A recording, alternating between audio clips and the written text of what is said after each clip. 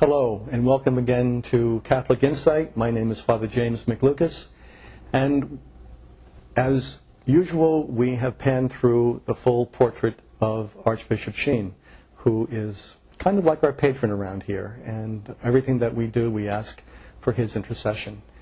Again, for the third week, we are very, very fortunate to have a priest who I have the privilege of calling a good friend, who is also a scholar and a gentleman in that order, okay? Or maybe gentleman and scholar, maybe equally. But Father Chad Ripperger is the professor of dogmatic moral theology at Our Lady of Guadalupe Seminary in Denton, Nebraska. And he is also the author of this trilogy of books entitled Introduction to the Science of Mental Health. He has been discussing the last 3 weeks with us, or the last 2 weeks. This is the third week.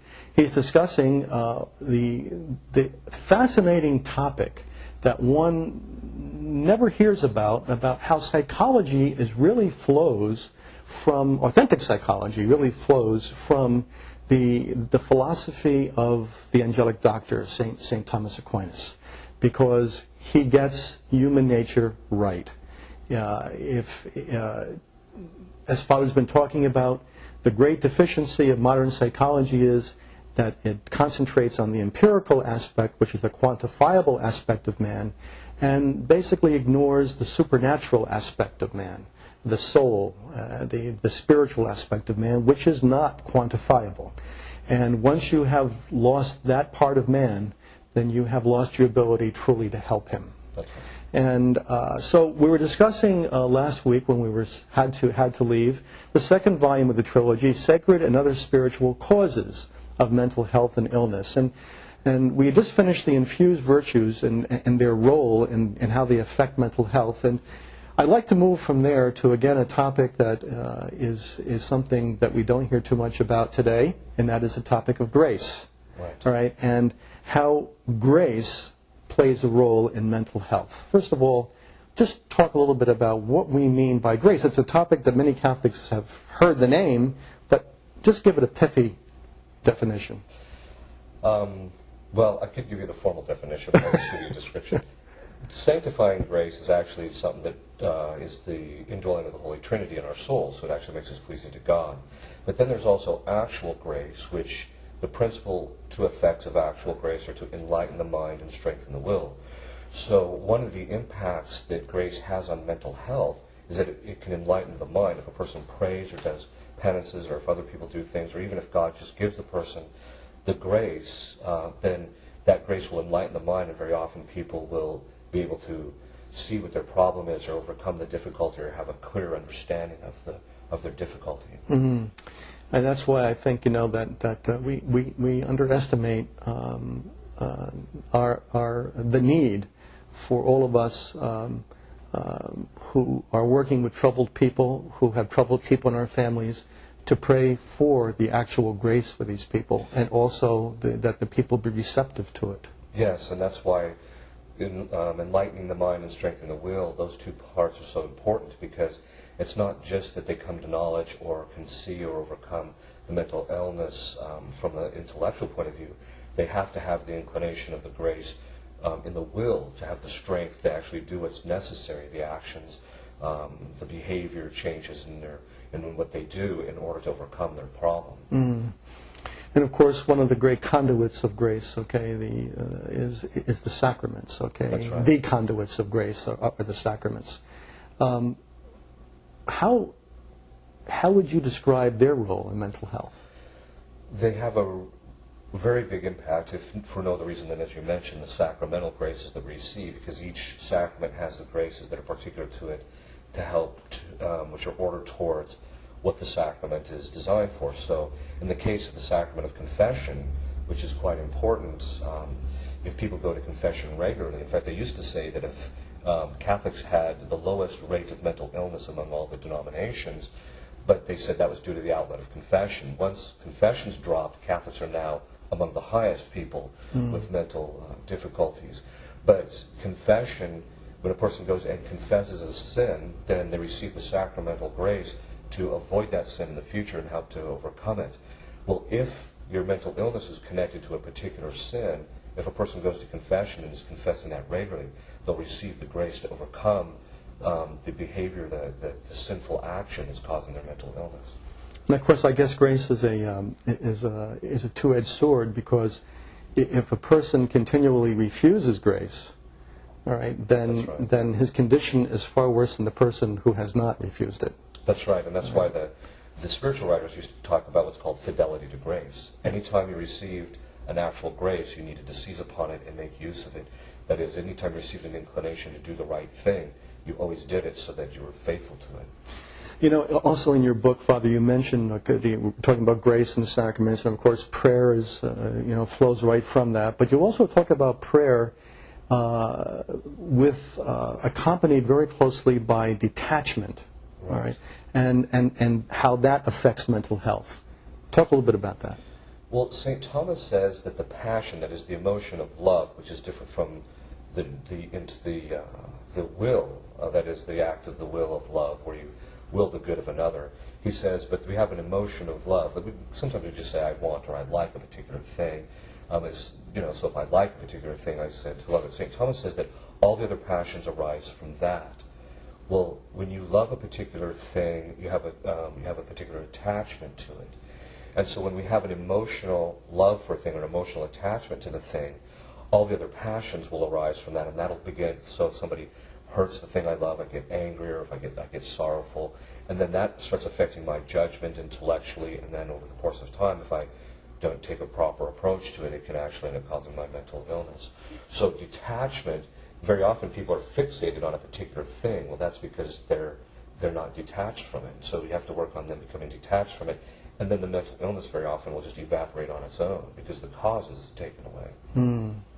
So many things that people are suffering from today,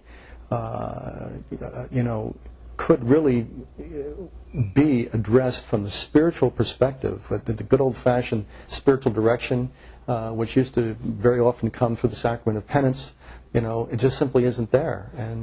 Well, in fact, in the past, confessors used to be called the doctors of the soul. And one psychologist said, well, if everybody just led a good Catholic life, there would be no need for mental or for psychologists. And I said, well, not really. I mean, there's always going to be certain people that their mental illness might be something from other than, say, a spiritual cause. But so you still are going to need some psychologists. But generally, if everybody was leading good Catholic lives and approaching it from the traditional schools of spirituality, like John of the Cross, where he heavily emphasized detachment and that type of thing, then in point and fact there would be a lot less mental illness. One of the parts of this book that probably people will read and want a lot more knowledge about is something that you cover in a very, very fascinating way. And it has to do with the role of demons in mental health. I'm going to let you just talk about that without any kind of leading question. You just go where you want to go with that. Without getting into any particular ways in which they do it, because those are innumerable, as exorcists can very often attest to.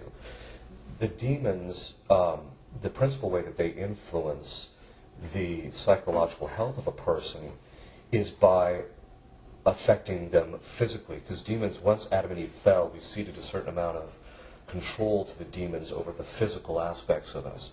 So the memory, the imagination, what St. Thomas calls the cogitative power, that's the ability of the brain to make associations, which is again different, it's part of the intellect, but there's other aspects of the intellect which are immaterial.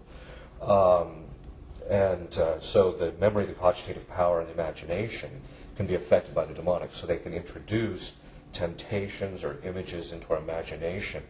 And very often it's not necessarily just something immoral. The demons are happy to rob us of our mental health, so they'll introduce things into us which we don't recognize right off the bat through conscience that there's something wrong. But they're introducing this into getting our habits of thinking so that we get sucked into other areas. So then eventually they'll get us into things doing immoral things, which is what their real goal is. But they're willing to accept, too, the fact that if they can get somebody to lose their mental health, then they'll really debilitate them spiritually. Remember the author who had a very popular series of books on psychology, very big bestsellers. Scott Peck, I think was his name. Yes. You know, The People of the Lie was one of the books. The People of the Lie, all right, and of course that book got panned, all right, by most of the secular, Yes. you know, publications. As long as he's stuck to non-controversial topics, okay. But as soon as he got into the demons, you know, Yeah. and how he, through his own practice of psychology, saw their influence, it was totally dismissed and he was panned. You know. Yeah, which in point of fact gets to a very important issue, which I'd address in the first volume, is that even though psychology, I argue, is properly a philosophical discipline, to understand the causes and the influences on us psychologically, however, you have to know the spiritual and this other, or the sacred and other spiritual causes, like the demons, because they have a very heavy influence on us psychologically. As exorcists can attest to, they'll very often find people who are fixated abnormally, and then they'll exorcise them, and all of a sudden the person's cured. So these are, but we have to be clear too, we can't attribute every mental illness to the demons, because some of these come by our own choice, or by other causes, which we may not be culpable for. But, so I always tell everybody, the demons aren't under every rock, just every other rock. But, the point is, though, is that you have to take a very balanced approach, which means that if you're going to really understand psychology properly, you have to understand, among other things, how demons influence us. Another curveball question to you as you speak. I think of it. We always think about demons essentially working on our weaknesses. Do the demons also able to work on our strengths?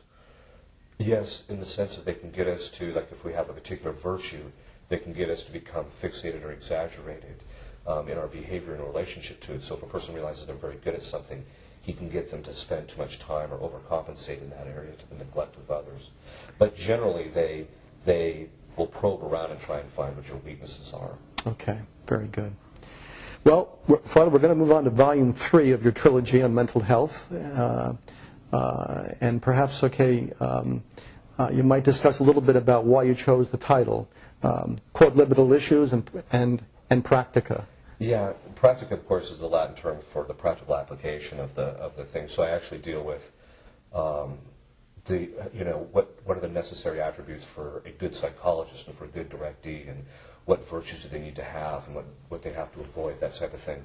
Quodlibetal issues, I chose that term basing it on St. Thomas's Questiones Quodlibetalis, which is quodlibetal questions is just a variety of different questions thrown in together, which don't necessarily have any connection to each other, which they do in some degree in the third volume, because there's a bit of a sequence, but there's a lot of topics that aren't necessarily interconnected, but I didn't deal with them in the first two volumes, but they did need to be addressed in the third. Okay. And just simply, again, what do you think are the highlights about the third volume that you think that people would latch onto very easily and very quickly?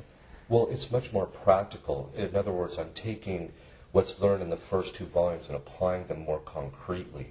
So, for example, I'll take what we know about in the first volume and also some things in the second volume, and you can apply them to issues like music. How does music affect people emotionally, psychologically, which we see, of course, any adult who has a teenage child knows that if you let him listen to certain kinds of music, he becomes unruly.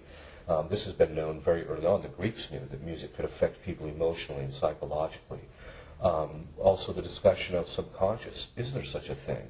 which I do discuss. St. Thomas actually discussed that there are certain acts which we do unreflectedly and that type of thing, but it's a much more developed, much more Thomistic approach, and it deals with more adequately things like where did Jung get it wrong, where did Freud get it wrong, that type of thing. In the key to the spiritual life, two keys: knowledge of our Lord and knowledge of ourselves. Right. All right.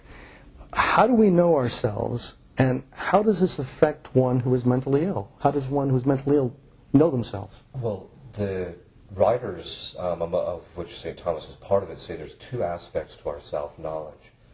The first is our self-image, and this is just the image we have of ourselves, and so how we view ourselves physically and that type of thing, which is in our image, affects our judgment. But then there's our self-concept, and that is how we understand ourselves. But that understanding is based upon our philosophical understanding of how man is composed, which will heavily influence our understanding of ourselves. And so those are the types of things which I deal with also in this volume. And just one last point before we leave this series. You make a very good point about the importance of prudence between a person, a directee, and a director. Could you just simply talk about that for just a second? Yeah, prudence is the virtue by which I know the means to attain the end. In other words, I know what actions I need to perform in order to gain a specific end. Well, mental illness is very often caused by the wrong kinds of actions or behavior. Mental health can very often be caused by our own actions. So St. Thomas used to have this thing that the body adjusts itself to the operations of the soul. So if I perform specific actions, my body begins to adjust to that, and so I can actually affect my mental health based upon the actions which I perform. But to know how to perform actions pertains to the virtue of prudence as to its proper matter. And therefore you have to have prudence in the psychologist and in the directee to a certain degree. But usually it's because he hasn't been prudent that is the real problem. But he needs to rely on the prudence of the psychologist to direct him to do the right kinds of things in order to overcome his mental illness. Father, I can't thank you enough for spending the time with us during the course of these last 3 sessions of Catholic Insight. I hope you come back again, because I know that we're going to have a lot of questions about what you discussed. I cannot recommend these 3 volumes more highly. Introduction to the Science of Mental Health by Father Chad Ripperger, our guest. It's indispensable for the understanding of reality and the truth of reality, because it's written through the prism of the philosophy of St. Thomas Aquinas, the angelic doctor of the Catholic Church. Again, thank you so much for spending time with us here on Catholic Insight. And just one more reference to how you can obtain these volumes. If you go to Google and you Google Father's name, Father Chad Ripperger, which you'll see in this webpage where you found Catholic Insight. If you Google his name in quotation marks, you will get his website, and you can order the books from there. And I can't recommend it highly enough. Father, again, thank you. Thank you. And God bless you all. We'll see you next week.